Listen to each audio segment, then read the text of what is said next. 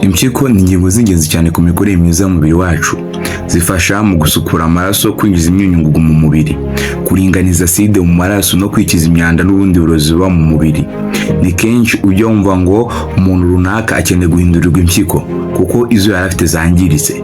Kugira ngo zangirike, zihagarike gukora burundu bisaba igihe kinini, kuko zishobora gukora hifashishije 20% by'ubushobozi bwazo bwose. Ni ukuvuga ko bisaba igihe kirekire ngo hagaragare ko zangiritse burundu. Niyo mpamvu ibimenyetso byo kwangirika kwazo bigaragara bigeze kure cyane. Iyi niyo mpamvu ugomba kuzibungabunga neza kugira ngo zitangirika. Hano twagutegura ibintu 7 abantu benshi bakunda gukora kandi byangiza impyiko. Kubyirinda byagufasha gukomeza kugira impyiko zikora neza. Nkwibutsa ko iyi channel twitwa Dinafarm Rwanda. Ko warakoze subscribe biguhesha amahirwe ko tubona mu biganiro by'ubuzima nk'ibi ngibi.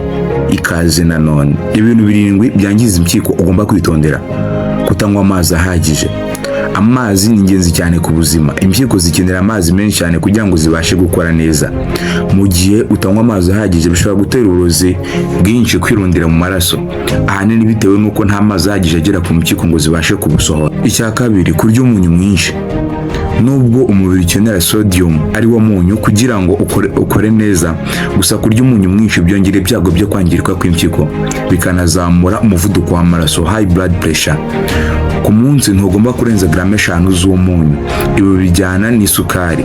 Abantu bafata isukari nyinshi byongera ibyago cyane byo kugira proteine mu nkari. Proteine mu nkari ni ikimenyetso cy'uko impyiko zawe zangiritse.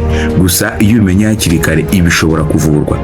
Kuzifunga kenshi buri gihe byongera ibyago byo kubazana utubuye mu mpyiko, kidney stones, cyangwa zikangirika burundu, kidney fail. Ni byiza ko igihe ushakiye kwihagarika ukwiye guhita ujya udatinze. Icya kane ni ukunywa inzoga. Inzoga nubwo ziremewe kandi ushobora kuzisanga ahantu hose, ariko burya ni uburozi bukomeye ku mwijima n'imyiko. Igihe uzinyweye ku rugero rwo hejuru, kuba wanywa agacupa kamwe cyangwa se ikirahure kimwe mu gihe runaka ntacyo byangiza, ariko kunywa nyinshi cyane uba wangiza bikomeye impyiko zawe. 5, kudasinzira bihagije. Gusinzira neza ntibifasha umubiri wawe gusa kuruhuka, ahubwo birinda impyiko kwangirika. Agahu kazo kwiyura ari uko wasinziriye neza. Mu gihe udasinzira bihagije bishobora kwangiza izi ngingo. 6, kubura imyunyungugu na vitamine. Ikungahaye ku mbuto n'imboga ni ingenzi cyane ku mikorere myiza y'impyiko n'umubiri wose muri rusange. Magnesium na vitamin B6 ni ingenzi cyane mu kugabanya ibyago byo kugira utubuye mu mpyiko dushobora guterwa no kubura vitamine n'imyunyungugu. Icya 7, kurya ibonekamo proteine nyinshi nk'inyama z'umutuku byongera cyane akazi k'impyiko.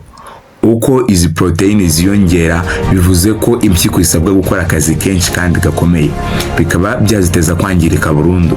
Ngibi ibintu 7 ushobora gukora bikaba bishobora kwangiza impyiko zawe. Ibi ni ibintu 7 twaguteguye bishobora kwangiza impyiko yawe. Muri ibi byose usanze wowe ukora ibihe cyane? Twandikire muri comments. Mwibutsa ko kora kuri subscribe kuri channel yacu twitwa Dinafarm Rwanda. Ikaze.